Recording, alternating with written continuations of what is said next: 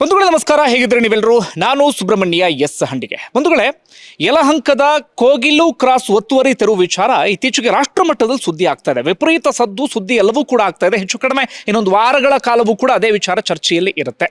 ನಿಮ್ಮೆಲ್ಲರಿಗೂ ಕೂಡ ಗೊತ್ತಿದೆ ಅದು ಸಂಗತಿ ಏನು ಅಂತ ಹೇಳಿ. ಆ ಸಂದರ್ಭದಲ್ಲಿ ನಮ್ಮ ರಾಜ್ಯ ಸರ್ಕಾರ ಅಥವಾ ಆಡಳಿತ ಪಕ್ಷದ ಮುಖವಾಡ ಕಳಚಿ ಬಿದ್ದಿದೆ. ಯಾಕೆ ಈ ಪದವನ್ನು ಬಳಸ್ತಾ ಇದ್ದೇನೆ ಅಂದ್ರೆ, ಒಂದು ಧರ್ಮದವರ ಓಲೈಕೆ ಇಲ್ಲಿ ಬಹಳ ಸ್ಪಷ್ಟವಾಗಿ ಗೊತ್ತಾಗ್ತಾ ಇದೆ. ನಾನು ಯಾವುದೋ ಧರ್ಮವನ್ನು ದ್ವೇಷಿಸಿ ಇನ್ನೊಂದು ಮಗದೊಂದು ಅಂತ ಹೇಳ್ತಾ ಇಲ್ಲ, ಆದರೆ ಇವರ ಅತಿಯಾದಂಥ ಓಲೈಕೆ ಇದೆಯಲ್ಲ, ಇದು ಧರ್ಮಗಳ ನಡುವೆ ವಿಷ ಬೀಜವನ್ನು ಬಿತ್ತುತ್ತೆ. ಧರ್ಮಗಳ ನಡುವೆ ಬೆಂಕಿ ಹಚ್ಚೋದಕ್ಕೆ ಇದು ಕಾರಣ ಆಗಿಬಿಡುತ್ತೆ. ಈ ಮೂಲಕ ರಾಜ್ಯ ಸರ್ಕಾರದ ವೋಟ್ ಬ್ಯಾಂಕ್ ಅನ್ನ ಭದ್ರಗೊಳಿಸಿಕೊಳ್ಳುವಂತಹ ಪ್ರಯತ್ನ ಅಥವಾ ಓಲೈಕೆ ರಾಜಕಾರಣ ಬಹಳ ಸ್ಪಷ್ಟವಾಗಿ ಗೊತ್ತಾಯಿತು. ಒಂದು ವಿಚಾರ. ಮತ್ತೊಂದು, ಹೈಕಮಾಂಡ್ ಹೇಳಿದ್ರು ಅನ್ನುವಂಥ ಮಾತಿಗೆ ಇವರು ರಾಜ್ಯದ ಹಿತಾಸಕ್ತಿಯನ್ನು ಕೂಡ ಹೈಕಮಾಂಡ್ ಕಾಲ ಬುಡಕ್ಕೆ ಇಡೋದಿಕ್ಕೂ ಕೂಡ ಇವರು ಹಿಂದೆ ಮುಂದೆ ನೋಡೋದಿಲ್ಲ. ಆ ಎರಡು ವಿಚಾರವೂ ಕೂಡ ಬಹಿರಂಗ ಆಯಿತು. ನಿಮ್ಮೆಲ್ಲರಿಗೂ ಕೂಡ ಗೊತ್ತಿದೆ ಸಂಗತಿ. ಆ ವಿಚಾರ ಏನು ಎಲ್ಲವನ್ನೂ ಕೂಡ ಎಕ್ಸ್ಪ್ಲೇನ್ ಮಾಡ್ತಾ ಹೋಗ್ತೀನಿ. ಸಾಧ್ಯ ಆದರೆ ಕೊನೆವರೆಗೂ ಕೂಡ ಸ್ಕಿಪ್ ಮಾಡದೆ ಈ ವಿಡಿಯೋ ನೋಡ್ತಾ ಹೋಗಿ. ಎಲ್ಲ ವಿಚಾರವೂ ಕೂಡ ಸ್ಪಷ್ಟವಾಗಿ ನಿಮಗೆ ಅರಿವಿಗೆ ಬರುತ್ತೆ. ಅದನ್ನು ಸ್ವಲ್ಪ ಪಕ್ಕಕ್ಕೆ ಇಡ್ತೇನೆ. ನಿಮಗೆ ಗೊತ್ತಿರುವ ಹಾಗೆ ಅಲ್ಲಿ ಒತ್ತುವರಿ ತೆರವು ಆಯಿತು. ಒತ್ತುವರಿ ತೆರವು ಆದಂಥವರಿಗೆ ಇದೀಗ ಅದ್ಧೂರಿಯಾದಂಥ ಫ್ಲಾಟ್ ಅನ್ನು ವಿತರಣೆ ಮಾಡಲಾಗ್ತಾ ಇದೆ. ನಾನಿದೀಗ ಅದೇ ಸ್ಪಾಟ್ ನಲ್ಲಿ ಇದ್ದೇನೆ.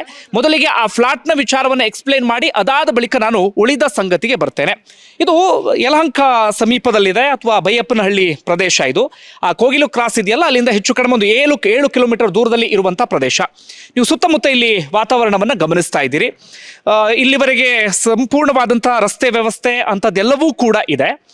ಹಾಗೆ ನೀವು ಇಲ್ಲಿ ಗಮನಿಸ್ತಿರುವ ಹಾಗೆ ಇದು ರಾಜೀವ್ ಗಾಂಧಿ ವಸತಿ ಯೋಜನೆ ಅಡಿಯಲ್ಲಿ ನಿರ್ಮಾಣ ಮಾಡಿರುವಂಥ ಫ್ಲಾಟ್. ಇದು ಒಂದು ಖುಷಿಯ ವಿಚಾರ ಅಂದರೆ, ಈ ಫ್ಲಾಟ್ ಅನ್ನ ನಿರ್ಮಾಣದ ಸಂದರ್ಭದಲ್ಲಿ ಯಾವುದೇ ಕಾಂಪ್ರಮೈಸ್ ಆದ ರೀತಿಯಲ್ಲಿ ಕಾಣಿಸ್ತಾ ಇಲ್ಲ ಕ್ವಾಲಿಟಿಯ ವಿಚಾರದಲ್ಲಿ. ಯಾಕಂದ್ರೆ ನಾನು ಒಂದು 2-3 ರೌಂಡಲ್ಲಿ ಹೋಗಿ ಬಂದೆ. ನಿಮಗೆ ಈ ಮಾರ್ಕೆಟ್ನಲ್ಲಿ ಪ್ರೆಸ್ಟೀಜಿಯಸ್ ಕಂಪನಿಯ ಒಂದಷ್ಟು ಫ್ಲಾಟ್ಗಳೆಲ್ಲವೂ ಕೂಡ ಇದ್ದಾವಲ್ಲ, ಹೆಚ್ಚು ಕಡಿಮೆ ಅದಕ್ಕೆ ಕಾಂಪೀಟ್ ಮಾಡುವ ರೀತಿಯಲ್ಲಿ ಫ್ಲಾಟ್ ಇದೆ. ಅಂದ್ರೆ ಅಷ್ಟರ ಮಟ್ಟಿಗೆ ಕ್ವಾಲಿಟಿ ಇರುವಂಥ ಫ್ಲಾಟ್ ಇದು. ಅಂದ್ರೆ ಅಷ್ಟು ಚೆನ್ನಾಗಿ ಇಲ್ಲಿ ನಿರ್ಮಾಣ ಮಾಡಿದ್ದಾರೆ. ನೀವು ಸುತ್ತಮುತ್ತ ಗಮನಿಸ್ತಾ ಇರುವ ಹಾಗೆ 1167 ಫ್ಲಾಟ್ಗಳಿದ್ದಾವೆ. ಇಲ್ಲಿ ಒಟ್ಟು 6 ಟವರ್ ಅನ್ನ ಗಮನಿಸ್ತಾ ಇದ್ದೀರಿ. ಹಾಗೆ ನಾನು ಒಂದಷ್ಟು ಇದೆಲ್ಲ ತೋರಿಸ್ತಾ ಹೋಗ್ತೀನಿ. ನಿಮಗೆ ಅರ್ಥ ಆಗಲಿ ಅನ್ನೋ ಕಾರಣಕ್ಕಾಗಿ, ಎಷ್ಟು ಅದ್ದೂರಿಯಾಗಿರುವಂಥ ಫ್ಲಾಟ್ ಅನ್ನು ವಿತರಣೆ ಮಾಡ್ತಿದ್ದಾರೆ ಅನ್ನೋದು ಗೊತ್ತಾಗಲಿ ಅನ್ನೋ ಕಾರಣಕ್ಕಾಗಿ. ನೀವು ನೋಡ್ತಾ ಇದ್ರಿ ಇಲ್ಲಿ ಪಾರ್ಕಿಂಗ್ಗೆ ಬಹಳ ನೀಟ್ ಆಗಿರುವಂಥ ವ್ಯವಸ್ಥೆ. ಪಾರ್ಕಿಂಗಿಗೆ ಯಾವುದೇ ರೀತಿಯಲ್ಲೂ ಕೂಡ ಸಮಸ್ಯೆ ಇಲ್ಲ. ನೀಟ್ ಆದಂಥ ಪಾರ್ಕಿಂಗ್ ವ್ಯವಸ್ಥೆಯನ್ನು ಕೂಡ ಮಾಡಿದ್ದಾರೆ. ನೀವು ಒಂಚೂರು ಈ ಕಡೆ ನೋಡಿದ್ರೆ ಇಲ್ಲಿ ವಾಣಿಜ್ಯ ಮಳಿಗೆ ಇದೆ. ಅಂದರೆ ಎಲ್ಲ ಟವರ್ಗಳಲ್ಲೂ ಕೂಡ ವಾಣಿಜ್ಯ ಮಳಿಗೆಯ ವ್ಯವಸ್ಥೆಯನ್ನು ಕೂಡ ಮಾಡಲಾಗಿದೆ. ಇದು ನಿಮಗೆ ಫ್ಲಾಟ್ ಅನ್ನು ನೋಡಿದಾಗ ಹೊರಗಡೆ ಕಾಣುವಂತಹ ಪ್ರದೇಶ. ನನಗೆ ಒಳಗಡೆ ಹೋಗ್ತೀನಿ. ನಿಮಗೆ 1 BHK ಫ್ಲಾಟ್ ಇದು. ಒಂದೊಂದು ಇದರಲ್ಲಿ ನಿಮಗೆ ಹೆಚ್ಚು ಕಡಿಮೆ ಒಂದು 12 ಮನೆಗಳು ಕಾಣಿಸ್ತಾ ಇದ್ದಾವೆ. ನೀವು ಒಳಗಡೆ ಹೋದಾಗ ನಿಮಗೆ ಅಚ್ಚರಿ ಆಗುತ್ತೆ. ಓಲೈಕೆ ರಾಜಕಾರಣದ ಉದ್ದೇಶದಿಂದ ಯಾವ ರೀತಿಯಾದಂಥ ಫ್ಲಾಟ್ ಅನ್ನ ವಿತರಣೆ ಮಾಡ್ತಿದ್ದಾರೆ ಅನ್ನೋದು ಬಹಳ ಸ್ಪಷ್ಟವಾಗಿ ಗೊತ್ತಾಗುತ್ತೆ. ನಾನು ಮತ್ತೆ ಹೇಳ್ತೀನಿ ಬಂಧುಗಳೇ, ಬಡವರ ಬಗ್ಗೆ ನಮಗೂ ಒಲವಿದೆ, ಬಡವರ ಬಗ್ಗೆ ದ್ವೇಷ ಇಲ್ಲ, ಅದು ಯಾವುದೂ ಕೂಡ ಇಲ್ಲ. ಅದರಲ್ಲಿ ಬಡತನದ ಪ್ರಶ್ನೆ ಅಲ್ಲ. ನಿಜವಾದಂಥ ಬಡತನ ಯಾರಿಗೆ ಎದುರಾಗಿದೆ ಅನ್ನೋದನ್ನು ಕೂಡ ನಾನು ಹೇಳ್ತಾ ಹೋಗ್ತೀನಿ. ನೀವೀಗ ಒಳಗಡೆ ನೋಡ್ತಾ ಇದ್ದೀರಿ ನೋಡಿ, ಫೈರ್ ಸೇಫ್ಟಿ ವ್ಯವಸ್ಥೆ ಬಹಳ ನೀಟಾಗಿ ಮಾಡಿದ್ದಾರೆ. ಇದನ್ನು ಕೂಡ ಕನ್ಸ್ಟ್ರಕ್ಷನ್ ಹಂತದಲ್ಲಿದೆ. ಈಗ ತರಾತುರಿಯಲ್ಲಿ ವಿತರಣೆ ಮಾಡಬೇಕು ಅನ್ನೋ ಕಾರಣಕ್ಕೆ ಬಹಳ ಅರ್ಜೆಂಟಾಗಿ ಕೆಲಸ ಮಾಡ್ತಾ ಇದ್ದಾರೆ. ಇನ್ನು ಕಂಪ್ಲೀಟ್ ಆದರೆ ಇದೆಲ್ಲವೂ ಕೂಡ ಬಹಳ ನೀಟಾಗಿರುತ್ತೆ. ಏನು ಚೆನ್ನಾಗಿಲ್ಲ ಅಥವಾ ಸರ್ಕಾರದ್ದು ಹಾಗೆ ಹೀಗೆ ಅನ್ನೋ ರೀತಿಯಲ್ಲಿ ಇಲ್ಲ. ಇದು ಬಹಳ ನೀಟಾಗಿ ಮಾಡಿದ್ದಾರೆ. ರಾಜೀವ್ ಗಾಂಧಿ ವಸತಿ ಯೋಜನೆಯ ಅಡಿಯಲ್ಲಿ ಕಂಪ್ಲೀಟ್ ಬುಕ್ಸ್ ಅಡೆ ಸಿಗುತ್ತಾ ಅಂದ್ರೆ ಇಲ್ಲ. ಈಗ ಅಮೌಂಟ್ ಎಷ್ಟು ಕಟ್ಸ್ಕೊಳ್ತಾರೆ ಅನ್ನೋದು ಇನ್ನೂ ಕೂಡ ಕನ್ಫರ್ಮ್ ಆಗಿಲ್ಲ. ಅದಕ್ಕೆ ಸಂಬಂಧಪಟ್ಟ ಹಾಗೆ ಸಭೆ ನಡೀತಾ ಇದೆ. ಸಾಧಾರಣವಾಗಿ 2 ಲಕ್ಷ ರೂಪಾಯಿ ಅಮೌಂಟ್ ಅನ್ನು ಕಟ್ಸ್ಕೊಳ್ಬಹುದು ಎನ್ನುವಂಥ ಮಾತುಗಳು ಕೇಳಿ ಬರ್ತಾ ಇದೆ. 2 ಲಕ್ಷಕ್ಕಿಂತದೊಂದು 1 BHK ಫ್ಲಾಟ್ ಸಿಗುತ್ತೆ ಅಂದ್ರೆ ಅದು ಕಡಿಮೆ ಅಲ್ವೇ ಅಲ್ಲ. 2 ಲಕ್ಷನೂ ಕಟ್ಟೋದು ಡೌಟು ಎನ್ನುವಂಥ ಮಾತುಗಳು ಕೂಡ ಕೇಳಿ ಬರ್ತಾ ಇದೆ. ನಾನೀಗ ಲಿಫ್ಟ್ನಲ್ಲಿ ಹೋಗ್ತೀನಿ. ನಿಮಗೆ ಲಿಫ್ಟ್ ಕೂಡ ಬಹಳ ಚೆನ್ನಾಗಿದೆ. ನಿಮಗೆ ಲಿಫ್ಟ್ ವಿಚಾರದಲ್ಲೂ ಕೂಡ ಇವರು ಕಾಂಪ್ರೋ ಆಗಿಲ್ಲ. ಲಿಫ್ಟ್ ವಿಚಾರದಲ್ಲೂ ಕೂಡ ಒಂದು ಒಳ್ಳೆ ಕಂಪನಿಯ ಲಿಫ್ಟ್ ವ್ಯವಸ್ಥೆಯನ್ನು ಕೂಡ ಮಾಡಿದ್ದಾರೆ. ಅದು ಕೂಡ ಕ್ವಾಲಿಟಿ ಇದೆ. ಒಟ್ಟಾರೆಯಾಗಿ ಜಾಕ್ಪಾಟ್ ಹೊಡಿತು ಅಂತೀವಲ್ಲ, ಆ ರೀತಿಯಾಗಿ. ನೀವು ಬಹಳ ಇನ್ನೊಂದು ಇಂಟ್ರೆಸ್ಟಿಂಗ್ ವಿಚಾರ ಅಂದರೆ, ಇಲ್ಲ ಈ ಬೈಯಪ್ಪನಹಳ್ಳಿ ಪ್ರದೇಶದಲ್ಲೇ ಈ ಫ್ಲ್ಯಾಟನ್ನು ತಗೊಳ್ಬೇಕು ನಾವು ಸರ್ಕಾರದ ಕಡೆಯಿಂದ ಅಂತ ಹೇಳಿ ಅರ್ಜಿ ಸಲ್ಲಿಸ್ಕೊಂಡು ಅವರೆಲ್ಲರೂ ಕೂಡ ಚಾತಕ ಪಕ್ಷಿಗಳ ರೀತಿಯಲ್ಲಿ ಕಾಯ್ತಾ ಇದ್ದಾರೆ. ಭಾಳ ಜನ ಇಲ್ಲಿ ಸುತ್ತಮುತ್ತ ಇರುವಂಥವರು ಅವರಿಗೆ ಆದ್ಯತೆಯ ಮೇರೆಗೆ ಫ್ಲ್ಯಾಟನ್ನು ಕೊಡಬೇಕಾಗಿದ್ದು. ಅಂದರೆ ಮೊದಲು ಯಾರು ಅರ್ಜಿ ಸಲ್ಲಿಸಿರ್ತಾರೆ ಅವ್ರಿಗೆ ಕೊಡಬೇಕು, ನಿಜವಾದಂಥ ಅರ್ಹರಿದ್ದಾರೆ ಅವ್ರಿಗೆ ಕೊಡಬೇಕಾಗತ್ತೆ. ಆದರೆ ನಮ್ಮಲ್ಲಿ ಹಂಗೆ ಆಗ್ತಿಲ್ಲ. ಇವರು ಓಲೈಕೆ ರಾಜಕಾರಣ, ಇವರು ಸ್ವಾರ್ಥದ ರಾಜಕಾರಣ, ಇವರು ವೋಟ್ ಬ್ಯಾಂಕನ್ನು ಭದ್ರಪಡಿಸಿಕೊಳ್ಳುವಂಥ ಉದ್ದೇಶದಿಂದ ತಾರಾತುರಿಯಲ್ಲಿ ದಿಢೀರ್ ಅಂತ ಹೇಳಿ ಈಗ ಫ್ಲಾಟನ್ನು ವಿತರಣೆ ಮಾಡ್ತಾ ಇದ್ದಾರೆ. ಈಗ ಲಿಫ್ಟ್ ಒಳಗಡೆ ಹೋಗೋಣ. ನಾನು ಯಾವುದಾದ್ರು ಒಂದು ಫ್ಲೋರ್ನ ಚೆಕ್ ಮಾಡ್ತೀನಿ. ಈಗ ಬಂದಂಥವ್ರು ಇಲ್ಲೇ ಕೊಡೋದು ಅಂತ ಹೇಳಿದ್ರು. ಹೀಗಾಗಿ ಒಂದು ಫ್ಲೋರನ್ನು ನಾವು ಚೆಕ್ ಮಾಡೋಣ. ಒಳಗಡೆ ಹೋಗಿ ಅಲ್ಲಿ ನೋಡ್ತಾ ಹೋಗೋಣ. ನಾನಿದೀಗ ಫಸ್ಟ್ ಫ್ಲೋರ್ಗೆ ಹೋಗ್ತೀನಿ. ಫಸ್ಟ್ ಫ್ಲೋರಲ್ಲಿ ಯಾವುದಾದ್ರೂ ಒಂದು ಕೊಠಡಿಯನ್ನು ನೋಡೋಣ. ನೀವು ಲಿಫ್ಟ್ ಒಳಗಡೆ ನೋಡಿ. ಇಲ್ಲಿ ನಿಮ್ಗೆ ಅನ್ಸ್ಬೋದು ಏನಪ್ಪ ಇವನು ಹೋಮ್ ಟೂರ್ ರೀತಿ ಮಾಡ್ತೀಯನೇ, ಇಷ್ಟು ಇದಾಗಿ ತೋರಿಸ್ತೀನಿ ಅಂತಂದರೆ ಗೊತ್ತಾಗ್ಬೇಕು ನಮಗೆ ಯಾವ ರೀತಿ ಫ್ಲಾಟನ್ನು ಕೊಡ್ತಿದ್ದಾರೆ, ಏನು ಕತೆ, ಯಾವ ರೀತಿಯಾಗಿದೆ ಅನ್ನುವಂಥ ವಿಚಾರ. ನೀವಿಲ್ಲಿ ಸುತ್ತಮುತ್ತ ಗಮನಿಸ್ತಾ ಇದ್ದೀರಿ. ಓಕೆ, ಈಗ ಒಂದು ಫಸ್ಟ್ ಫ್ಲೋರಿಗೆ ಬಂದೆ. ಯಾವುದಾದ್ರು ಒಂದು ಮನೆಗೆ ಹೋಗೋಣ. ಆಲ್ಮೋಸ್ಟ್ ಮನೆಗೆ ಹೋಗಿನ ಮುಂಚೆ ನಿಮಗೆ ತೋರಿಸ್ತೀನಿ ನೋಡಿ, ಇಲ್ಲಿ ವ್ಯೂ ಎಲ್ಲ ಭಾಳ ಅದ್ಭುತವಾದಂಥ ಪ್ಯಾಸೇಜ್ ಇದೆ. ನೀಟಾಗಿ ಇದರಲ್ಲಿ ಯಾವುದ್ರಲ್ಲೂ ಕೂಡ ಸಮಸ್ಯೆ ಇಲ್ಲ. ನೋಡಿ ಹೊರಗಡೆ ಒಂದು ರೀತಿ ಬಾಲ್ಕನಿ ರೀತಿಲಿ ಹೊರಗಡೆ ಒಂದು ಒಳ್ಳೆ ವ್ಯೂ ಕಾಣುತ್ತೆ. ಸುತ್ತಮುತ್ತ ವಾತಾವರಣವೂ ಕೂಡ ಬಹಳ ಚೆನ್ನಾಗಿದೆ. ನಾನು ಮತ್ತೆ ಮತ್ತೆ ಹೇಳ್ತಿದ್ದೀನಿ, ಇದನ್ನು ಕೊಡಬಾರ್ದು ಅಂತಲ್ಲ, ಆದರೆ ಬಡವರಿಗೆ ಸಿಗಬೇಕು ಅನ್ನೋದು ನನ್ನ ಮಾತಿನ ಅರ್ಥ. ಈಗ ಒಂದು ಮನೆ ಒಳಗಡೆ ನಾವು ಎಂಟ್ರಿ ಕೊಡೋಣ. ಈಗ ಈ ಮನೆಗೆ ಬರ್ತೀನಿ ನೋಡಿ. ಈಗ ಮನೇಲಿ ಯಾವ ರೀತಿಯಾಗಿ ವ್ಯವಸ್ಥೆಯನ್ನು ಮಾಡಿದ್ದಾರೆ ಅಂತೇಳಿ, ಇನ್ನೂ ಕೂಡ ಕನ್ಸ್ಟ್ರಕ್ಷನ್ ಹಂತದಲ್ಲಿದೆ, ಸ್ವಲ್ಪ ಕಂಪ್ಲೀಟ್ ಆಗಬೇಕು. ಇದು 1 BHK ಮನೆ. ಇದು ನೀವಿಲ್ಲಿ ನೋಡ್ತಾ ಇದ್ದೀರಿ, ಸ್ವಲ್ಪ ಏಕೋ ಬರುತ್ತೆ, ಇಲ್ಲ ಅವಾಯ್ಡ್ ಮಾಡೋಕ್ಕೆ ಸಾಧ್ಯ ಆಗ್ತಿಲ್ಲ ನಮಗೆ. ನೋಡ್ತಾ ಇದ್ದೀರಿ, ಇದು ಒಂದು ರೂಮ್ ಅಂದರೆ ಹಾಲ್. 1 BHK ಅಂದಾಗ ನಿಮಗೆ ಗೊತ್ತಿರುವ ಹಾಗೆ ಒಂದು ರೂಮ್ ಇರುತ್ತೆ. ಆ ರೂಮನ್ನು ಕೂಡ ನೋಡೋಣ. ಒಂದು ರೂಮ್ ಕಾಣಿಸ್ತಾ ಇದೆ ನಿಮಗೆ. 1 BHK ಮನೆಯ ಒಳಗಡೆ ನಾನು ಬಂದೆ. ಒಂದು ರೂಮ್ ಕಾಣಿಸ್ತಾ ಇದೆ ನಿಮಗೆ. ನೀಟಾಗಿ ಒಂದು ಕಿಟಕಿ ವ್ಯವಸ್ಥೆಯನ್ನು ಕೂಡ ಮಾಡಿದ್ದಾರೆ. ಇಲ್ಲೆಲ್ಲ ಫರ್ನಿಚರು, ಅವ್ರಿಗೆ ಬೇಕಾದಂಥ ಮಂಚ ಎಲ್ಲವನ್ನೂ ಕೂಡ ಹಾಕೊಂಡ್ರೆ ಭಾಳ ನೀಟಾಗಿ ಕಾಣುತ್ತೆ. ಹಾಗೆ ನೀವು ಮೇಲ್ಗಡೆ ನೋಡಿದ್ರೆ ಸಜ್ಜೆ ಎಲ್ಲವೂ ಕೂಡ ಇದೆ, ಐಟಮ್ ಎಲ್ಲ ಇಟ್ಕೊಳ್ಳೋಕ್ಕೆ. ನಿಮಗೆ ಈ ಕಡೆ ಬಾತ್ರೂಮ್. ಇದರಲ್ಲೂ ನೋಡಿ, ಯಾವುದ್ರಲ್ಲೂ ಕ್ವಾಲಿಟಿಲಿ ಇವ್ರು ಕಾಂಪ್ರೋ ಆಗಿಲ್ಲ ಇದೊಂದು ವಿಚಾರದಲ್ಲಿ. ಎಲ್ಲದು ನಮಗೆ ಒಟ್ರಾಶಿ ನಡೀತಿತ್ತು ಕಾಮಗಾರಿ, ಬಟ್ ಇಲ್ಲಿ ಭಾಳ ನೀಟಾಗಿ ಮಾಡಿದೆ ನೋಡಿ. ಸೆರಾದು ಎಲ್ಲ ನೀಟಾಗಿದೆ. ಇದು ಇಲ್ಲಿ ಬಂದರೆ ನಿಮ್ಗೆ ಇಲ್ಲೊಂದು ಬಾತ್ರೂಮ್, ಇದು ಸ್ನಾನಕ್ಕೆ ನೋಡಿ. ಎಲ್ಲ ಟ್ಯಾಪ್ ಗೀಪ್ ಎಲ್ಲ ಎಷ್ಟು ಚೆನ್ನಾಗಿ ಮಾಡಿದ್ರು ನೋಡಿ. ಟ್ಯಾಪು ಇಲ್ಲಿ ನೋಡಿ, ಇದು ಸಿಂಕು, ಒಳ್ಳೆ ಕ್ವಾಲಿಟಿ ಸಿಂಕು. ಅರ್ಹರಿಗೆ ಸೇರಬೇಕಾಗಿದ್ದಿದ್ದು ನಿಜವಾದಂಥ ಬಡವರಿಗೆ. ಈ ಕಡೆ ಬಂದರೆ ನಿಮಗೆ ಕಿಚನ್ ಕಾಣಿಸ್ತಾ ಇದೆ. ಕಿಚನ್ನು ನೋಡಿ, ಇಲ್ಲಿ ಸಿಂಕ್ ನೋಡಿ, ಇಲ್ಲೂ ಒಳ್ಳೆ ಕ್ವಾಲಿಟಿ ಸಿಂಕು, ಒಳ್ಳೆ ಟ್ಯಾಪು, ಒಳ್ಳೆ ವಿಶಾಲವಾಗಿರುವಂಥ ಕಿಟಕಿ, ಮೇಲ್ಗಡೆ ಸಜ್ಜೆ ಇದೆ. ಇಲ್ಲೂ ಏನೋ ಒಂದು ಇದ್ದಂಗಿದೆ. ಇಲ್ಲೊಂದು ಸಣ್ಣ ಪ್ಯಾಸೇಜ್ ಕೊಟ್ಟಿದ್ದಾರೆ ಅಂತ ಕಾಣುತ್ತೆ. ಹೌದು ನೋಡಿ, ಇಲ್ಲೊಂದು ಯಾರಿಗುಂಟು ಯಾರಿಗಿಲ್ಲ. ಬೆಂಗಳೂರಲ್ಲಿ ನಿಮಗೆ 1 ಇಂಚು ಜಾಗಕ್ಕೆ ಎಷ್ಟು ಬೆಲೆ ಇದೆ ನಿಮ್ಗೆ ಗೊತ್ತಿದೆ. 1 ಇಂಚು ಜಾಗಕ್ಕೆ ಒಂದು 30-40 ಸೈಟ್ ತೊಗೊಳ್ಬೇಕು ಅಂತ ಇಟ್ಕೊಳ್ಳಿ, ಅಥವಾ ಅದಕ್ಕಿಂತ ಕಡಿಮೆ ಸೈಟ್ ತೊಗೊಳ್ಬೇಕು ಅಂದರೆ ನಾವು ಜೀವನ ಪರ್ಯಂತ ದುಡಿಬೇಕು. ಜೀವನ ಪರ್ಯಂತ 30-40 ಸೈಟ್ ತೊಗೊಳಕ್ಕೆ ನೋಡಿ. ಇಂಥದ್ದೊಂದು ಫ್ಲ್ಯಾಟ್ ತೊಗೊಳ್ಬೇಕಂದ್ರೂ ಕೂಡ ನಾವು ಎಷ್ಟೋ ವರ್ಷಗಳ ಕಾಲ ದುಡಿಮೆ ಮಾಡಬೇಕು. ಇದ್ರ ಮಾರ್ಕೆಟ್ ವ್ಯಾಲ್ಯೂ ನನಗಷ್ಟು ಅಂದಾಜಿಲ್ಲ. ಮಾರ್ಕೆಟ್ ವ್ಯಾಲ್ಯೂ ಒಂದು 20 ಲಕ್ಷ ಹತ್ತತ್ರ ಇರ್ಬೋದು ಅನ್ಸುತ್ತೆ ಮಾರ್ಕೆಟ್ ವ್ಯಾಲ್ಯೂ ನೋಡ್ತಾ ಇದ್ರೆ. ಇದೀಗ ಭಾಳ ಕಡಿಮೆಗೆ ಅವ್ರಿಗೆ ಸಿಗ್ತಾ ಇದೆ. ಎಲ್ಲ ರಿಯಾಯಿತಿ ದರದಲ್ಲಿ ಒಂದು 2 ಲಕ್ಷ ಅದನ್ನು ಕಟ್ಸ್ಕೊಳ್ತಾರೆ ಅನ್ನೋ ಅಂತ ಗ್ಯಾರಂಟಿ ಇಲ್ಲ. ಇದು ವಿಚಾರ. ಈಗೆಲ್ಲ ನೋಡ್ಕೊಂಡು ಬಂದ್ರಿ. ಈಗ ಕಂಪ್ಲೀಟ್ ನೋಡಿ, ಅಲ್ಲಿವರೆಗೂ ಇದೆ. ಈಗ ಇದರಲ್ಲಿ ಎಷ್ಟು ಜನಕ್ಕೆ ಕೊಡ್ತಾರೆ, ಏನು ಎತ್ತ ಅನ್ನೋದು ಕಾದು ನೋಡಬೇಕಾಗಿದೆ. ಸೇಮ್ ಮನೆಗಳು, ಯಾವ ಡಿಫ್ರೆನ್ಸು ಕೂಡ ಇಲ್ಲ, ಎಲ್ಲ 1 BHK ಹೌಸು. ಈಗ ವಿಚಾರಕ್ಕೆ ಬರ್ತೀನಿ ಕೇಳಿ. ಈಗ ಒಂದಷ್ಟು ಹೊತ್ತುಗಳ ಕಾಲ ನಿಮ್ಮ ಮುಂದೆ ಅದನ್ನು ಹಂಚ್ಕೊಳ್ತೀನಿ. ಯಾಕೆ ಈ ವಿಡಿಯೋ ಮಾಡ್ತಿದ್ದೀನಿ ಅನ್ನೋದು ನಿಮಗಾಗ ಸ್ಪಷ್ಟವಾಗಿ ಅರ್ಥ ಆಗುತ್ತೆ. ಮೊದಲಿಗೆ ಈ ಬೆಳವಣಿಗೆ ಎಲ್ಲಿವರೆಗೆ ಬಂದು ನೋಡ್ತಾ ಹೋಗೋದಾದ್ರೆ, ಈಗ ಅಲ್ಲಿ ಕೋಗಿಲು ಕ್ರಾಸಲ್ಲಿ ಒತ್ತುವರಿ ಮಾಡಿದ್ರಲ್ಲ, ಅಲ್ಲಿ GB ಅಧಿಕಾರಿಗಳು ಹಾಗೆ ರಾಜೀವ್ ಗಾಂಧಿ ವಸತಿ ಯೋಜನೆಗೆ ಸಂಬಂಧಪಟ್ಟಂಥ ಅಧಿಕಾರಿಗಳು ಸರ್ವೆ ಮಾಡ್ತಾ ಇದ್ದಾರೆ. ಅಲ್ಲಿ 167 ಮನೆಗಳನ್ನು ಕಿತ್ತೊಗೆಯಲಾಗಿತ್ತು. CM ಸೂಚನೆ ಕೊಟ್ಟಿದ್ದಾರಂತೆ 167 ಜನರಿಗೂ ಕೂಡ ಮನೆ ಕೊಡಬೇಕು ಅನ್ನುವ ರೀತಿಯಲ್ಲಿ. ಒಂದೊಂದು ಮನೆಯಿಂದ ಒಬ್ಬರಿಬ್ಬರು ಅನ್ನೋ ರೀತಿಯಲ್ಲಿ ಅರ್ಜಿ ಸಲ್ಲಿಸಿದ್ದಾರೆ. ಹೀಗಾಗಿ ಏನಾಗ್ಬಿಟ್ಟಿದೆ ಅಂದರೆ ಒಂದು 300 ಅರ್ಜಿಗಳು ಬಂದಿದೆಯಂತೆ. ನಮಗೆ ಮನೆ ಬೇಕು ಅನ್ನುವ ರೀತಿಯಲ್ಲಿ ಒಂದು 300 ಅರ್ಜಿ ಸದ್ಯಕ್ಕೆ ಬಂದಿದೆ. ಈಗ ಇನ್ನೊಮ್ಮೆ ನೋಡ್ಕೊಂಡ್ರಲ್ಲ, ಇಲ್ಲಿ ಫ್ಯಾನ್ಗೂ ವ್ಯವಸ್ಥೆ ಇದೆ, ಎಲ್ಲವೂ ಇದೆ. ನೀಟಾಗಿದೆ, ಗೊತ್ತಾಯ್ತು ಅಂದ್ಕೊಳ್ತೀನಿ. ನಾನು ಇದನ್ನು ಬಿಡ್ತೀನಿ ಈಗ ಇಲ್ಲಿಗೆ. ಇದನ್ನು ಬಿಟ್ಟು ಈಗ ವಿಚಾರಕ್ಕೆ ಬರ್ತೀನಿ. ನಾನು ಏನು ಮಾತಾಡಬೇಕಿತ್ತು ಆ ಸಂಗತಿಗೆ ಬರ್ತೀನಿ ನಾನೀಗ. ಓಕೆ, ಈಗ ಅರ್ಜಿಯನ್ನು ಸಲ್ಲಿಸಿದ್ದಾರೆ. ಹೆಚ್ಚು ಕಡಿಮೆ ನಾಳೆ ವಿತರಣೆ ಮಾಡಬಹುದು, ಅಥವಾ ಎಷ್ಟು ದಿನ ಆಗುತ್ತೋ ಗೊತ್ತಿಲ್ಲ. ನಿಜವಾಗ್ಲೂ ಅರ್ಹರಿಗೆ ಕೊಡಬೇಕು ಅಂದ್ರೆ ಒಂದು 20 ಜನ ಅರ್ಹರು ಇರಬಹುದು ಎನ್ನುವಂಥ ಮಾತುಗಳು ಕೇಳಿ ಬರ್ತಾ ಇದೆ. ಅದಕ್ಕಿಂತ ಜಾಸ್ತಿ ಅರ್ಹರು ಇಲ್ಲ ಎನ್ನುವಂಥ ವಿಚಾರವೂ ಕೂಡ ಬರ್ತಾ ಇದೆ. ಈಗ ಯಾಕೆ ಅವರಿಗೆ ಮನೆ ಕೊಡಬಾರ್ದು ಅನ್ನುವಂಥ ಸಂಗತಿಯನ್ನು ಹೇಳ್ತಾ ಹೋಗ್ತೀನಿ ಕೇಳಿ.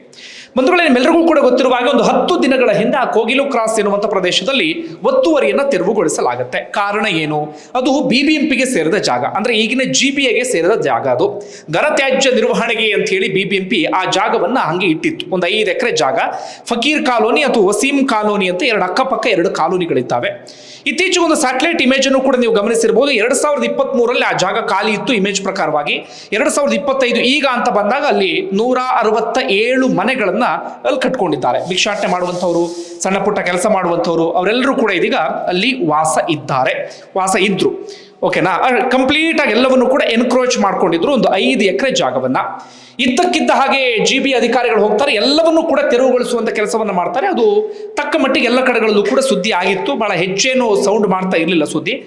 ಬೇರೆ ಬೇರೆ ಕಡೆಗಳಲ್ಲಿ ಒತ್ತುವರಿ ತೆರವು ಕಾರ್ಯಾಚರಣೆ ಹೇಗೆ ನಡೆಯುತ್ತೆ ಅದೇ ರೀತಿಯಾಗಿ ಅಲ್ಲೂ ಕೂಡ ಒತ್ತುವರಿ ತೆರವು ಕಾರ್ಯಾಚರಣೆ ನಡೆಯಿತು. ಯಾವುದೇ ರೀತಿಯಲ್ಲೂ ಕೂಡ ಸಮಸ್ಯೆ ಆಗಲಿಲ್ಲ. ಅದಾದ ಬಳಿಕ ಜನ ಸಹಜವಾಗಿ ಆಕ್ರೋಶವನ್ನು ಹೊರಹಾಕಿದ್ರು. ಕಾರಣ ನಮಗೆ ಯಾವುದೇ ನೋಟಿಸನ್ನು ಕೂಡ ಕೊಟ್ಟಿರಲಿಲ್ಲ, ದಿಢೀರ್ ತೆರವುಗೊಳಿಸ್ಬಿಟ್ರು ಅಂತ ಹೇಳಿ. ವಾಸ್ತವ ವಿಚಾರ ಏನಪ್ಪಾ ಅಂದ್ರೆ GBA ಅಧಿಕಾರಿಗಳು ಹಿಂದೆ ಸಾಕಷ್ಟು ಬಾರಿ ನೋಟಿಸ್ ಕೊಟ್ಟರು ಕೂಡ ಅವ್ರು ಯಾವುದಕ್ಕೂ ಕೂಡ ಕೇರ್ ಮಾಡಿರಲಿಲ್ಲ, ಯಾವುದಕ್ಕೂ ಕೂಡ ತಲೆ ಕೆಡಿಸ್ಕೊಂಡಿರ್ಲಿಲ್ಲ. ಅಲ್ಲ, ಆರಾಮಾಗಿ ವಾಸ ಮಾಡ್ಕೊಂಡಿದ್ರು, ತೆರವುಗೊಳಿಸಿದ್ರು. ಯಾವಾಗ ಇದು ವಿಪರೀತ ಸದ್ದಾಯಿತು, ಸುದ್ದಿ ಮಾಡ್ತು ಅಂದ್ರೆ ಕೇರಳ ಮುಖ್ಯಮಂತ್ರಿ ಆಗಿರುವಂತ ಪಿಣರಾಯಿ ವಿಜಯನ್ ಅವರು ಒಂದು ಟ್ವೀಟ್ ಅನ್ನ ಮಾಡ್ತಾರೆ. ಅಲ್ಲಿ ಅವರು ಧರ್ಮದ ವಿಚಾರವನ್ನ ಮುನ್ನೆಲೆಗೆ ತರ್ತಾರೆ. ಏನಂತ, ಮುಸ್ಲಿಂ ಕುಟುಂಬಗಳನ್ನ ಅಲ್ಲಿ ಬೀದಿ ಪಾಲ್ ಮಾಡಲಾಗಿದೆ, ಅಲ್ಲಿ ಬುಲ್ಡೋಜರ್ ರಾಜನ್ನ ಮಾಡಿಬಿಟ್ಟಿದೆ ರಾಜ್ಯ ಸರ್ಕಾರ ಎನ್ನುವಂತ ರೀತಿಯಲ್ಲಿ. ಅವ್ರು ಯಾಕೆ ಆ ರೀತಿಯಾಗಿ ಕೇರಳ CM ಟ್ವೀಟ್ ಮಾಡಿದ್ರು ಅಂದ್ರೆ ಅಲ್ಲಿ ಚುನಾವಣೆ ಹತ್ರ ಬರ್ತಾ ಇದೆ. ಇತ್ತೀಚೆಗೆ ಸ್ಥಳೀಯ ಸಂಸ್ಥೆಯ ಚುನಾವಣೆಯಲ್ಲಿ ಆಡಳಿತದಲ್ಲಿರುವಂತಹ ಪಿಣರಾಯಿ ವಿಜಯನ್ ಪಕ್ಷ LDF ಮಕಾಡೆ ಮಲಗಿದೆ. ಅವರಿಗೆ ಅಲ್ಲಿ ಪೈಪೋಟಿ ಕೊಡುವಂತ ಪಕ್ಷ ಅಂದ್ರೆ ಕಾಂಗ್ರೆಸ್ ನೇತೃತ್ವದ UDF. ಅವರಿಗೆ ಅಲ್ಲಿ ವೋಟ್ ಬ್ಯಾಂಕ್ ಅಂದ್ರೆ ಮುಸ್ಲಿಂ ಸಮುದಾಯದವರು. ಹೀಗಾಗಿ ಆ ವೋಟ್ ಬ್ಯಾಂಕ್ ಅನ್ನ ಭದ್ರಗೊಳಿಸಿಕೊಳ್ಳುವಂತ ಉದ್ದೇಶದಿಂದ ಕರ್ನಾಟಕದಿಂದಲೇ ರಾಜಕಾರಣವನ್ನ ಶುರು ಮಾಡ್ಕೊಂಡು ಬಿಟ್ರು. ಪಿಣರಾಯಿ ವಿಜಯನ್ ಹಂಗೂ ಟ್ವೀಟ್ ಮಾಡಿದ್ರು ಸಮಸ್ಯೆ ಆಗ್ತಾ ಇರಲಿಲ್ಲ. ತಕ್ಷಣವೇ AICC ಜನರಲ್ ಸೆಕ್ರೆಟರಿ ಆಗಿರುವಂತ KC ವೇಣುಗೋಪಾಲ್ ಅಂದ್ರೆ ಇವರ ಪಾಲಿನ ಹೈಕಮಾಂಡ್ ನಾಯಕ ನೆಕ್ಸ್ಟ್ ಕೇರಳದಲ್ಲಿ ಮುಖ್ಯಮಂತ್ರಿ ಆಗಬೇಕು ಅಂತ ಪ್ರಯತ್ನವನ್ನ ಪಡ್ತಾ ಇದ್ದಾರೆ. KC ವೇಣುಗೋಪಾಲ್ ಏನ್ ಮಾಡ್ಬಿಡ್ತಾರೆ, ಇವ್ರ ಹತ್ರ ಒಂದು ವರದಿಯನ್ನ ಕೇಳ್ತಾರೆ. DK ಶಿವಕುಮಾರ್ ಸೇರಿದಂತೆ ರಾಜ್ಯ ಸರ್ಕಾರದ ವರದಿ ಹತ್ರ ಕೇಳ್ತಾರೆ. ಏನಕ್ಕೆ ನೀವು ಮುಸ್ಲಿಂ ಸಮುದಾಯದವ್ರನ್ನ ಈ ರೀತಿಯಾಗಿ ತೆರವುಗೊಳಿಸ್ಬಿಟ್ಟಿದ್ದೀರಿ, ಏನಾಗಿದೆ ಅಲ್ಲಿ, ನನಗೊಂದು ರಿಪೋರ್ಟ್ ಬೇಕು ಅಂತ. ಯಾವಾಗ ಹೈಕಮಾಂಡ್ ಇಂಥದೊಂದು ಮಾತನ್ನ ಹೇಳಿಬಿಡುತ್ತೋ DK ಶಿವಕುಮಾರ್, ಸಿದ್ದರಾಮಯ್ಯ, ಜಮೀರ್ ಅಹಮದ್ ಎಲ್ಲರೂ ಕೂಡ ತರಾತುರಿಯಲ್ಲಿ ಇದಕ್ಕೆ ಸಂಬಂಧಪಟ್ಟ ಹಾಗೆ ಏನು ಎತ್ತ ಅಂತ ಹೇಳಿ ಕ್ರಮ ತೆಗೆದುಕೊಳ್ಳೋಕೆ ಶುರು ಮಾಡ್ಕೊಳ್ತಾರೆ. ಸ್ಪಾಟಿ DK ಶಿವಕುಮಾರ್ ಮಾಡ್ತಾರೆ, ಜಮೀರ್ ಅಹಮದ್ ಬರ್ತಾರೆ. ಬಂದಂತವ್ರೆ ಇಲ್ಲ, ಇವರಿಗೆ ನಾವು ಬೇರೆ ಕಡೆಗೆ ಪುನರ್ವಸತಿ ಮಾಡ್ತಾ ಇದ್ದೀವಿ ಅಥವಾ ಬೇರೆ ಕಡೆಗಳವರಿಗೆ ಫ್ಲಾಟ್ ಅನ್ನ ಒದಗಿಸ್ತಾ ಇದ್ದೀವಿ ಎನ್ನುವ ರೀತಿಯಲ್ಲಿ ಬಹಳ ಸ್ಪಷ್ಟವಾಗಿ ಘೋಷಣೆಯನ್ನ ಮಾಡಿಬಿಡ್ತಾರೆ. ಅವರೆಲ್ಲ ಯಾರು ಅಂತ ಗಮನಿಸ್ತಾ ಹೋಗೋದಾದ್ರೆ ಅಕ್ರಮವಾಗಿ ಅಲ್ಲಿ ಬಂದು ನೆಲೆಸಿದಂಥವರು. ಅದರಲ್ಲಿ ಎಷ್ಟು ಜನ ಕರ್ನಾಟಕದವರು ಅನ್ನೋದು ಕೂಡ ಇನ್ನು ಕನ್ಫರ್ಮ್ ಇಲ್ಲ. ಈಗ ರಾಜ್ಯ ಸರ್ಕಾರ ಹೇಳ್ತಿದ್ರೆ ನಮ್ಮ ರಾಜ್ಯದವ್ರಿಗೆ ಮಾತ್ರ ಕೊಡ್ತೀವಿ ಅಂತ ಹೇಳಿ. ನನ್ನ ಪ್ರಕಾರ ಡೌಟ್ ಎಲ್ರಿಗೂ ಕೂಡ ಕೊಡ್ತಾರೆ ಅನ್ಸುತ್ತೆ. ಅಲ್ಲಿ ಈಗ ಅವ್ರನ್ನ ಕೇಳಿದ್ರೆ ನಾವಿಲ್ಲ ನಮ್ಮ ಈ ರಾಜ್ಯದವರೇ ಅಂತಿದ್ದಾರೆ. ಬಟ್ ಯಾರಿಗೂ ಯಾವುದು ಗ್ಯಾರಂಟಿ ಇಲ್ಲ. ಯಾಕೆ ಹೇಳಿ, ಯಾವ ರಾಜ್ಯದವರು ಅಂತ ಕಂಡುಹಿಡಿಯೋಕ್ಕೂ ಸಾಧ್ಯ ಆಗ್ತಿಲ್ಲ. ಯಾಕಂದ್ರೆ ಇಲ್ಲಿ ಲೋಕಲ್ ಆಧಾರ್ ಕಾರ್ಡ್ ಕೊಟ್ಟುಬಿಟ್ಟಿದ್ದಾರೆ ಅವರಿಗೆ, ಇಲ್ಲಿಯ ಲೋಕಲ್ ವೋಟರ್ ID ಕೊಟ್ಟುಬಿಟ್ಟಿದ್ದಾರೆ. ಅವ್ರ ಮನೆಗೆಲ್ಲ ಕರೆಂಟ್ ವ್ಯವಸ್ಥೆ ಎಲ್ಲವನ್ನೂ ಕೂಡ ಮಾಡಿಬಿಟ್ಟಿದ್ರು ಅಲ್ಲಿ, ಇಲ್ಲಿ ಕೋಗಿಲು ಕ್ರಾಸ್ನಲ್ಲಿ ಒತ್ತುವರಿ ತೆರವುಗೊಳಿಸೋದು ಅಲ್ಲಿ. ಹೀಗಾಗಿ ಅವ್ರಿಗೆ ಆಧಾರ್ ಕಾರ್ಡ್ ಕೊಟ್ಟಿರುವ ಕಾರಣಕ್ಕಾಗಿ ಈಗ ಎಲ್ಲ ನಮ್ಮ ರಾಜ್ಯದವರೇ ಆಗ್ಬಿಟ್ಟಿದ್ದಾರೆ. ಅಸಲಿಗೆ ಅವರು ಉತ್ತರ ಪ್ರದೇಶ ಕಡೆಯಿಂದ, ಬಿಹಾರದ ಕಡೆಯಿಂದ, ಒಂದಷ್ಟು ಜನ ಕೇರಳದ ಕಡೆಯಿಂದ ಈ BJP ನಾಯಕರು ಹೇಳ್ತಿದ್ದಾರೆ ಬಾಂಗ್ಲಾದಿಂದಲೂ ಕೂಡ ಬಂದಿದ್ದಾರೆ ಅಂತ. ಅದು ಕನ್ಫರ್ಮ್ ಇಲ್ಲ. ಒಂದು 90% ಮುಸ್ಲಿಂ ಸಮುದಾಯದವರು ಇದ್ದಾರೆ, ಒಂದು 10% ಹಿಂದೂ ಸಮುದಾಯಕ್ಕೆ ಸೇರಿದಂಥವರು ಕೂಡ ಇದ್ದಾರೆ. ಒಟ್ಟಾರೆಯಾಗಿ ಈ ರೀತಿಯಾಗಿ ಆಯಿತು. ಅವ್ರು ನಮ್ಮ ರಾಜ್ಯದವರು ಅನ್ನೋದು ಕೂಡ ಕನ್ಫರ್ಮ್ ಇಲ್ಲ, ಅಥವಾ ಹೊರಗಡೆ ಅನ್ನೋದು ಕೂಡ ಕನ್ಫರ್ಮ್ ಇಲ್ಲ. ಅವರೆಲ್ಲರಿಗೂ ವೋಟ್ ಬ್ಯಾಂಕ್ ಕಾರಣಕ್ಕಾಗಿ, ಇನ್ಯಾವ ಕಾರಣಕ್ಕಾಗಿ ಆಧಾರ್ ಕಾರ್ಡು ಎಲ್ಲವನ್ನೂ ಕೂಡ ಲೋಕಲ್ ಲೀಡರ್ ಕೊಟ್ಟುಬಿಟ್ಟಿದ್ದಾರೆ. ಬರೀ ಅಲ್ಲೊಂದು ಹಣೆ ಬರಲ್ಲ, ಬೇಕಾದಷ್ಟು ಕಡೆ ಬೆಂಗಳೂರಲ್ಲಿ ಆ ರೀತಿ ವೋಟರ್ ID, ಆಧಾರ್ ಕಾರ್ಡ್ ಎಲ್ಲವನ್ನೂ ಕೂಡ ಕೊಟ್ಟುಬಿಟ್ಟಿರ್ತಾರೆ. ಬಿಡಿ, ಅವರಿಗೂ ಕೂಡ ಅಂಥದ್ದೊಂದು ವ್ಯವಸ್ಥೆಯನ್ನು ಮಾಡಿದ್ದಾರೆ. ಮೊದಲು ಕ್ರಮ ತೆಗೆದುಕೊಳ್ಬೇಕಾಗಿದ್ದು ಅವರ ವಿರುದ್ಧ. ಅಷ್ಟು ಮಾತ್ರ ಅಲ್ಲ, ಯಾರೊಬ್ಬರು ತಹಶೀಲ್ದಾರ್ ಇನ್ನೂ ಮುಂದೆ ಹೋಗಿ ತಾತ್ಕಾಲಿಕವಾಗಿ ಅವರಿಗೊಂದು ಹಕ್ಕುಪತ್ರವನ್ನು ಕೂಡ ಕೊಟ್ಟುಬಿಟ್ಟಿದ್ದರಂತೆ. ಎಂಥ ವ್ಯವಸ್ಥೆಯಲ್ಲಿ ನಾವೆಲ್ಲರೂ ಕೂಡ ಬದುಕ್ತಾ ಇದ್ದೀವಿ ಅನ್ನೋದು ಯೋಚನೆ ಮಾಡಿ. ಹಣದ ಆಸೆಗೋ ಲಂಚ ತಗೊಂಡು, ಹಾಗೆ ಅಲ್ಲಿ ಯಾರೋ ಒಬ್ಬ ಸ್ಥಳೀಯ ವ್ಯಕ್ತಿ 50,000 1 ಲಕ್ಷನೋ ತಗೊಂಡು ಅವ್ರ ಹತ್ರ ಇದು ನಂದೇ ಕಾಲೋನಿ, ಮನೆ ಕಟ್ಕೊಳ್ಳಿ ಅಂತ ಒಂದು ಜನರು ಬಕ್ರ ಕೂಡ ಮಾಡಿಬಿಟ್ಟಿದ್ದಾನೆ ವ್ಯಕ್ತಿ. ಇಷ್ಟೆಲ್ಲ ಆಯಿತು.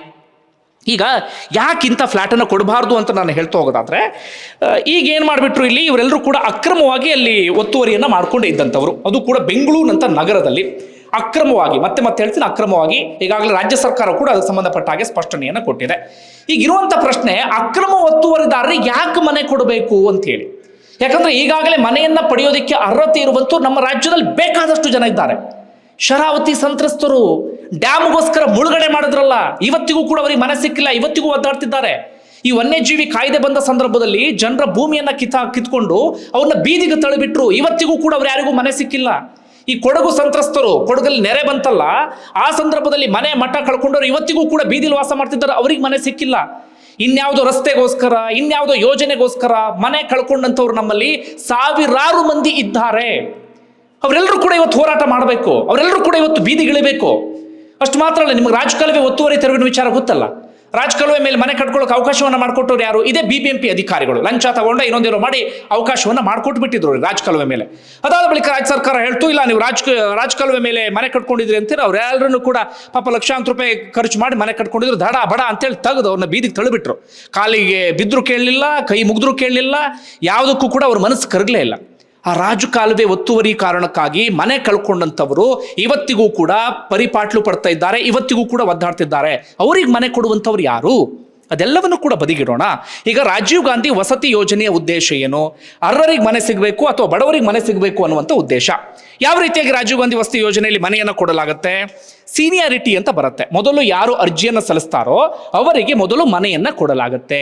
ಈಗಾಗಲೇ ರಾಜೀವ್ ಗಾಂಧಿ ವಸತಿ ಯೋಜನೆ ಅಡಿಯಲ್ಲಿ ಮನೆಯನ್ನ ಪಡೆಯೋದಕ್ಕೆ ಅರ್ಹರಾಗಿರುವಂತವರು ಅರ್ಜಿಯನ್ನ ಸಲ್ಲಿಸಿಕೊಂಡು ಕಾಯ್ತಾ ಇದ್ದಾರೆ, ನಮಗ್ ಮನೆ ಸಿಗುತ್ತೆ ಅಂತ ಹೇಳಿ. ಆದ್ರೆ ಅವ್ರು ಅರ್ಜಿ ಸಲ್ಲಿಸಿ ಇಂತಿಷ್ಟು ಅಂತ ಹೇಳಿ ಅಮೌಂಟ್ ಅನ್ನ ಕಟ್ಟಿ ಕಾಯೋಕೆ ಶುರು ಮಾಡಿ 5 ವರ್ಷ 6 ವರ್ಷ 7 ವರ್ಷ ಆಯ್ತು, ಅವ್ರು ಯಾರಿಗೂ ಮನೆ ಇಲ್ಲ. ಆದರೆ ಇವರಿಗೆ ಮಾತ್ರ ಒತ್ತುವರಿ ಮಾಡಿ ಅಕ್ರಮವಾಗಿ ಮನೆ ಕಟ್ಕೊಂಡು ಒತ್ತುವರಿ ತೆರವು ಮಾಡಿ ಕೆಲವು ದಿನಗಳಲ್ಲಿ ಇವರಿಗೆ ಇವತ್ತು ಐಷಾರಾಮಿಯಾಗಿರುವಂಥ ಫ್ಲಾಟನ್ನು ಕೊಡ್ತಾ ಇದ್ದಾರೆ. ಇವರನ್ನು ನಾವು ಬಡವರು ಅಂತ ಹೇಳೋಕ್ಕಾಗತ್ತಾ? ಇವರನ್ನು ನಾವು ಅರ್ಹರು ಅಂತ ಹೇಳೋದಕ್ಕೆ ಸಾಧ್ಯ ಆಗುತ್ತಾ? ಅವ್ರು ತಪ್ಪಲ್ಲ ಬಿಡಿ, ಅವನು ಒತ್ತುವರಿ ತೆರವು ಮಾಡಿದಾಗ ಅವರು 4 ದಿನ ಕಣ್ಣೀರು ಹಾಕ್ತಾ ಇದ್ರು, ಅದಾದ ಬಳಿಕ ಎಲ್ಲ ಹೋಗಿ ಅವರು ಬದುಕನ್ನು ಕಟ್ಕೊಳ್ತಾ ಇದ್ರು. ತಪ್ಪು ಯಾರ್ದು? ನಮ್ಮ ರಾಜ್ಯ ಸರ್ಕಾರದ್ದು. ಯಾವ ಕಾರಣಕ್ಕಾಗಿ? ಅವರು ಮುಸ್ಲಿಂ ಸಮುದಾಯಕ್ಕೆ ಸೇರಿದಂಥವ್ರು. ಆ ವೋಟ್ ಬ್ಯಾಂಕನ್ನು ನಾವು ಭದ್ರಗೊಳಿಸ್ಕೊಳ್ಬೇಕು, ಅಷ್ಟೇ ಉದ್ದೇಶ.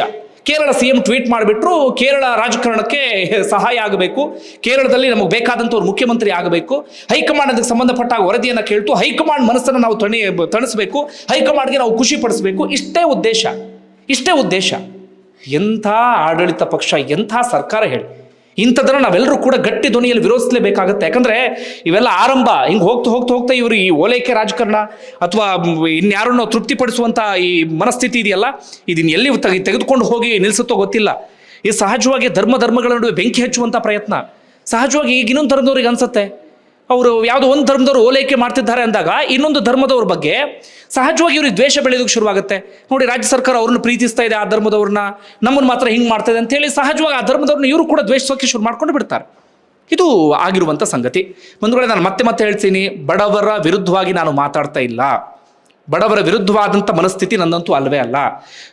ಈ ರೀತಿಯಾಗಿ ಒತ್ತುವರಿ ತೆರವು ಕಾರ್ಯಾಚರಣೆ ಬೆಂಗಳೂರಿನಲ್ಲಿ ಪ್ರತಿದಿನ ನಡೆಯುತ್ತೆ. ಸಾಕಷ್ಟು ಕಡೆಗಳು ಒತ್ತುವರಿ ತೆರವುಗೊಳಿಸಿದ್ದಾರೆ. ಆದರೆ ಅವ್ರು ಯಾರಿಗೂ ಮನೆಯೂ ಕೊಟ್ಟಿಲ್ಲ, ಅವ್ರ ಕಷ್ಟನ ಕೇಳೋರಿಲ್ಲ, ಅವ್ರ ನೋವು ಯಾರು ಕೇಳೋರಿಲ್ಲ. RR ನಗರದಲ್ಲಿ ನಾನೇ ಒಂದು ಒತ್ತುವರಿ ತೆರವು ಮಾಡಿದಾಗ ಅಲ್ಲಿ ಹೋಗಿ ಆ ಜನರ ಪರವಾಗಿ ನಿಂತ್ಕೊಂಡಿದ್ದೆ.